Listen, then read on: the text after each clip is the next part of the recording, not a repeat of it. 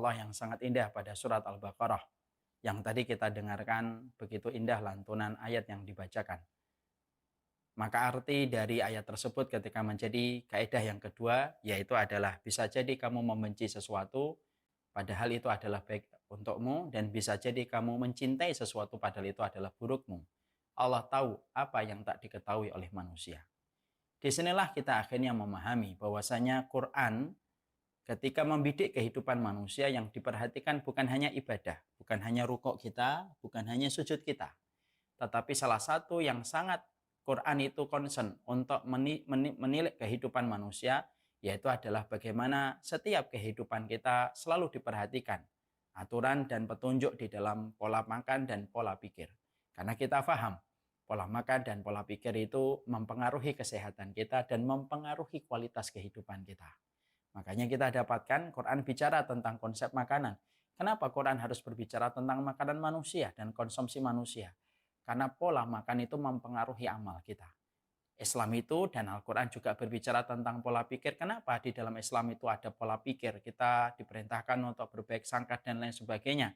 Dengan berbagai macam pola pikir, karena pola pikir terkadang kita harus tahu memiliki peran besar dalam kesehatan jauh lebih besar daripada persentase pola makan dalam kehidupan manusia itu sendiri. Mari kita datangkan sebuah bukti. Orang gila, mereka makan dan mengkonsumsi makanan yang mereka jumput dari tempat sampah. Tapi jarang mereka sakit. Kenapa? Karena pola pikirnya orang gila terkadang tidak ada beban. Sebagaimana kita yang normal ketika kita memikirkan sesuatu yang harusnya tidak perlu kita pikirkan. Disitulah kita akhirnya mendapati satu bukti empiris. Pola pikir itu mempengaruhi kesehatan kita dan kelapangan hidup kita. Ketika kita mengetahui bahwasanya akhirnya pola pikir itu besar dalam kehidupan kita, kontribusinya pada kehidupan manusia, maka akhirnya tidak mengherankan ketika Al-Quran itu sangat memperhatikan pola pikir kehidupan manusia. Karena pola pikir yang terjaga akan sangat mempengaruhi kualitas kehidupan manusia itu sendiri. Dan sesungguhnya ketika setiap orang memperhatikan pola pikirnya, manusia akan berada dalam ketenangan, dan tentunya ketika pola pikirnya diisi dengan komponen-komponen yang positif, akan meminuskan kecemasan dan keberatan dalam berpikir, di mana ketika kita hidupnya tanpa diliputi dengan rasa cemas dan khawatir yang berlebihan, menjadikan kehidupan kita terjaga di dalam pusaran kebaikan. Karena pola pikir itu penting.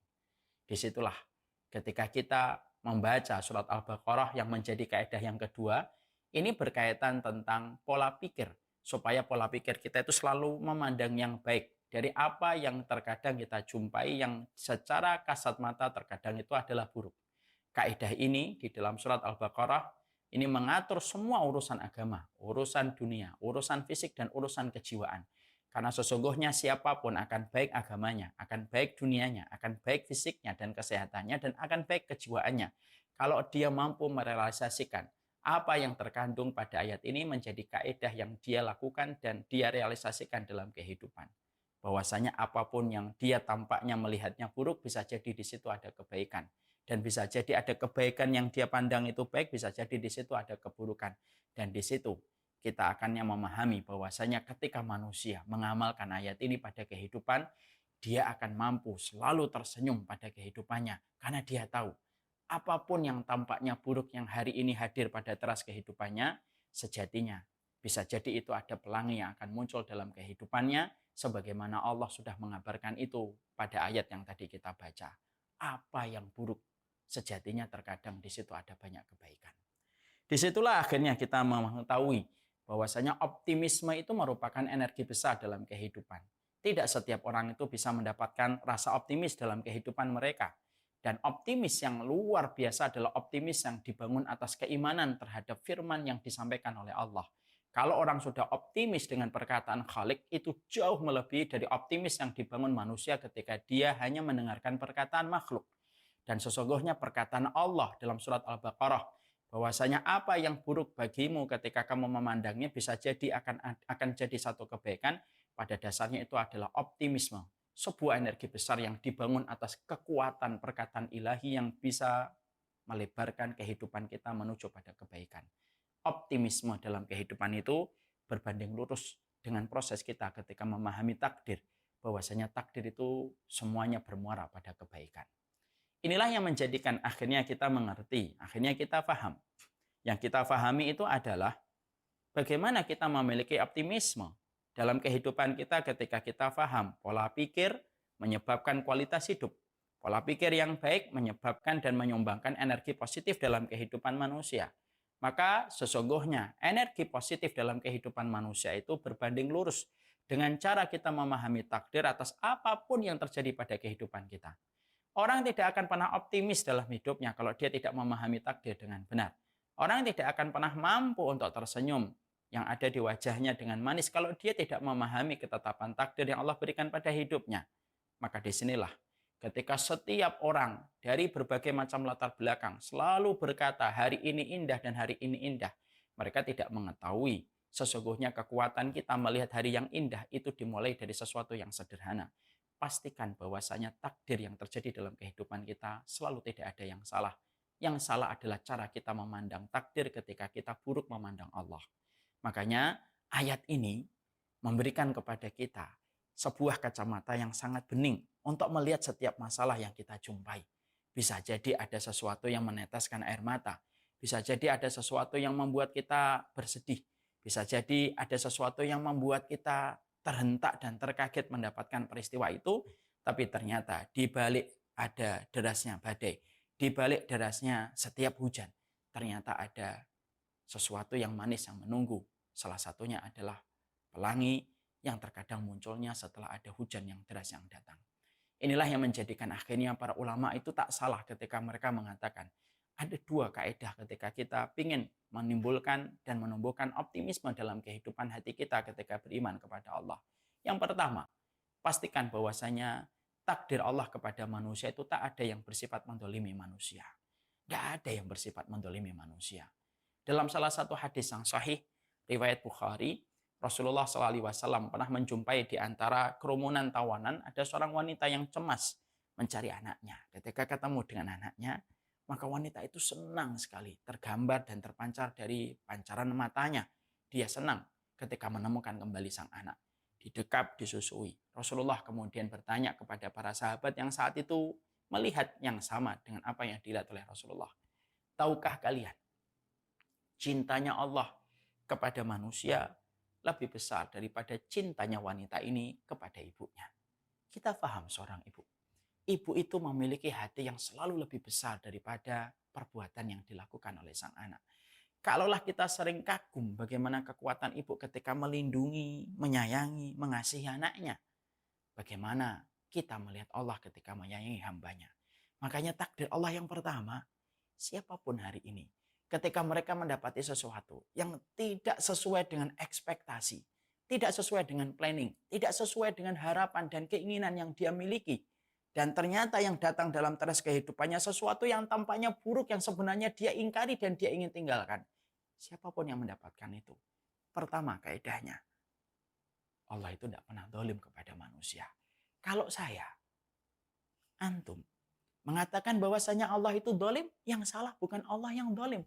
Tapi yang salah adalah hati kita yang keruh ketika tidak menangkap kebaikan cintanya Allah dalam kehidupan manusia. Yang salah bukan takdirnya. Yang salah adalah hatiku dan hatimu ketika kita kotor hatinya dan tidak memandang takdir kecuali adalah buruk. Lalu kita mengatakan dan mengkaitkan kedoliman kepada Allah. Yang kedua, yang kita harus pahami ketika kita membangun optimisme bahwasanya apa yang buruk sejatinya belum tentu itu buruk. Tapi sejatinya bisa menjadi satu kebaikan.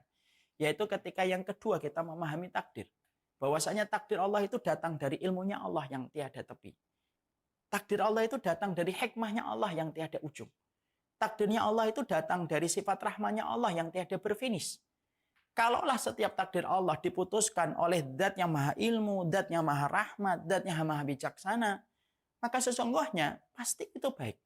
Cuma terkadang kita kurang bersabar untuk menunggu kebaikan dalam setiap kilasan takdir. Karena manusia, sudah dikabarkan oleh Allah, manusia itu memang cepat berburu-buru. Manusia itu memang cepat tergesa-gesa. Makanya makanan instan itu lebih laku daripada makanan yang dimasak selama 3 hari atau 4 hari. Karena sejatinya manusia itu terburu-buru. Mereka tidak sabar untuk menunggu pada ruangan kehidupan dengan kesabaran atas takdir yang dia rasakan berat. Padahal ujung dari takdir itu adalah kebaikan. Mari kita lihat video ini untuk memberikan pencerahan di samping kaidah Quran yang tadi kita sudah dengarkan. Maka setelah kita memahami ini, perhatikan. Bapak tadi dalam kondisi dia berdiri, diserang dengan semut, diserang dengan makhluk mengganggu.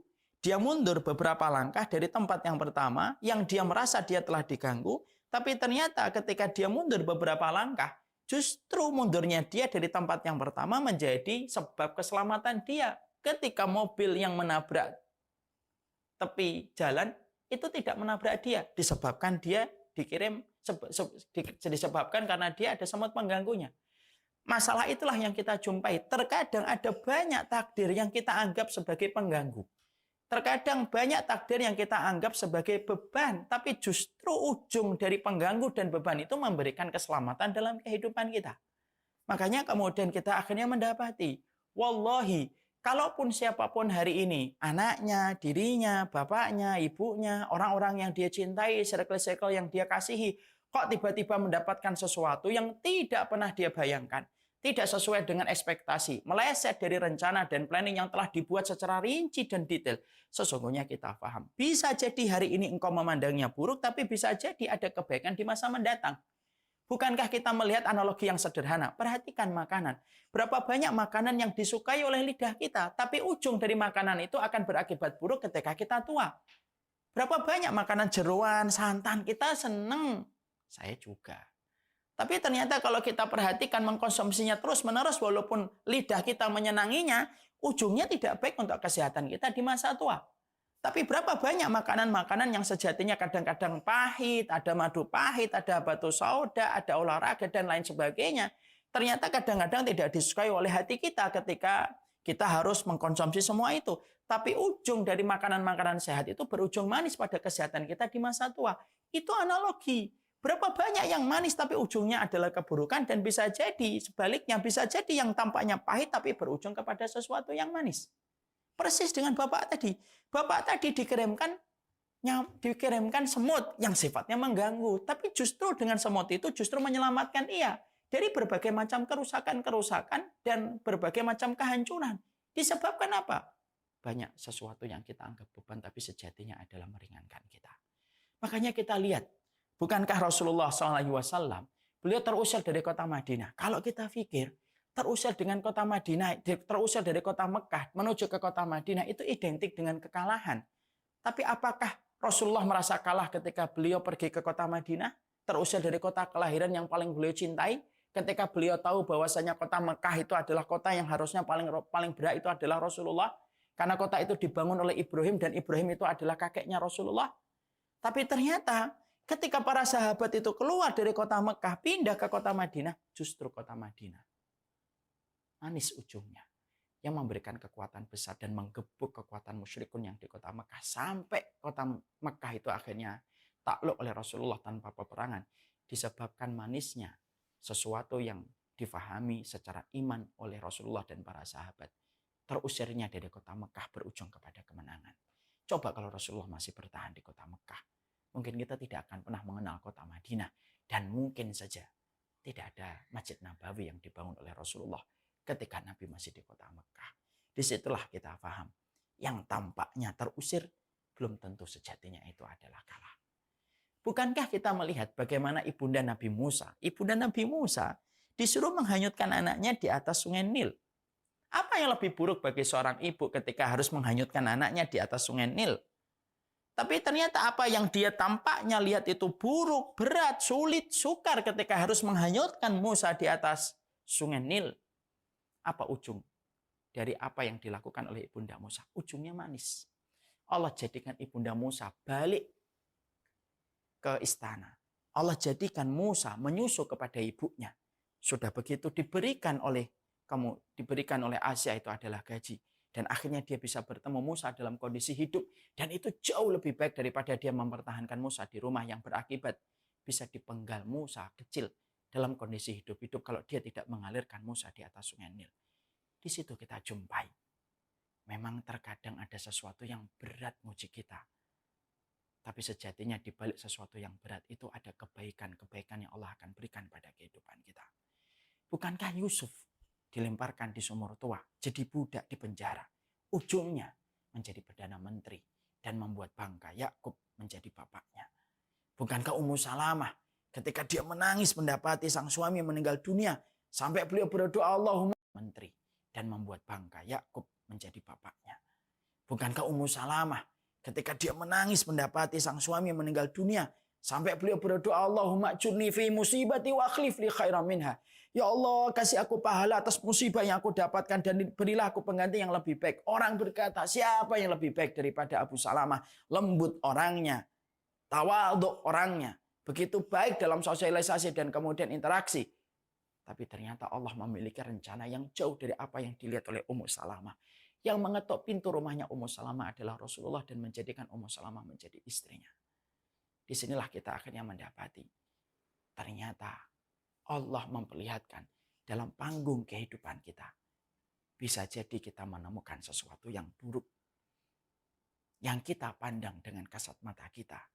Tapi ujung dari apa yang kita pandang ketika itu adalah buruk, ternyata sejatinya ada banyak kebaikan. Apapun yang kita temui hari ini, pasti ada kebaikannya. Kalau tidak hari ini, besok. Kalau tidak besok, lusa. Kalau tidak lusa, pekan depan. Tapi pasti di balik setiap sesuatu yang Allah berikan pada kehidupan kita, yang tampaknya berat, selalu akan indah pada waktu yang telah ditakdirkan oleh Allah. Ketika Allah mendapati kita bersabar pada setiap kilasan takdir yang Allah berikan kepada kita. Pahami, kadang-kadang takdir buruk Allah berikan kepada kita itu untuk apa sih Ustadz? Kenapa saya harus diberikan takdir yang seberat ini? Walaupun saya mengimani pasti ada manisnya. Tapi kenapa itu datang? Satu, bisa jadi Allah ingin mendengar rintihanmu. Dua, bisa jadi Allah nunggu kamu untuk berdoa. Tiga, karena Allah cinta kepada dirimu dan Allah ingin supaya lembaran-lembaran catatan kebaikanmu diisi dengan pahala kesabaran. Padahal kita paham, salah satu amalan yang paling berat ketika ditimbang dalam kebaikan itu adalah pahala kesabaran. Tapi semua ujian itu selalu berujung pada sesuatu yang baik. Kalau pola pikir kita di backup dengan bahasa iman, selalu di balik keburukan ada kebaikan. Ketika kita mengimani takdir Allah tidak pernah salah. Pastikan saya dan antum tidak pernah lelah menunggu di ruang tunggu kehidupan dengan tenang. Pola pikir seorang mukmin adalah pola pikir yang selalu berprasangka yang baik, terutama dalam setiap takdir yang Allah berikan kepada kita. Kalau ada di antara kalian berencana menikah, lalu tidak jadi, mungkin Allah kirimkan pengganti yang jauh lebih baik daripada yang hilang. Karena bisa jadi yang hilang mungkin baik untukmu, tapi mungkin bisa jadi tidak tepat untukmu. Kalau Allah jadikan tiba-tiba hartamu berkurang jauh dari apa yang dulu kamu raup sebelum pandemi ini datang, bisa jadi Allah ingin supaya kamu tersadar bahwasanya rezeki itu datang bersama dengan rintihan manusia. Kalau ada di antara kita tiba-tiba divonis dan diagnosa dengan sakit, bisa jadi Allah ingin menggugurkan dosa. Supaya baliknya kepada Allah terkurangi dengan prosentase dosa yang sudah dihapuskan dengan sakit yang diterima. Selalu ada kebaikan dalam setiap kilasan takdir. Siapapun yang berpikir baik, apapun yang hadir pada teras kehidupannya, maka sejatinya orang-orang semacam itulah yang akan selalu mendapatkan keberkahan dari Allah. Saya tutup dengan sebuah kata. Jangan lelah menunggu di ruang tunggu kehidupan dengan kesabaran. Karena ujung dari setiap kilasan takdir selalu ada kebaikan dari apa yang kita peroleh. Inilah dua kaidah pada pertemuan kita hari ini. Pertemuan perdana. Tapi sejatinya dua kaidah ini pun kalau sudah kita amalkan, sejatinya sudah cukup mengarahkan kehidupan kita kepada sesuatu yang baik. Kalaulah Allah hanya menurunkan dua ayat ini, lalu menjadi kaidah yang kita amalkan dalam kehidupan, pastilah kehidupan kita pasti berkualitas. Yang pertama, yaitu adalah omongan dan komunikasi yang baik. Yang kedua, pola pikir seorang mukmin adalah pola pikir yang optimis.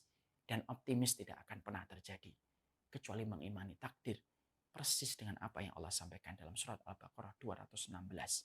Kaidah yang kedua, di balik setiap keburukan bisa jadi ada sesuatu yang mengejutkan dengan kebahagiaan dan kebaikan dalam kehidupan kita nanti di dunia ataupun di akhirat.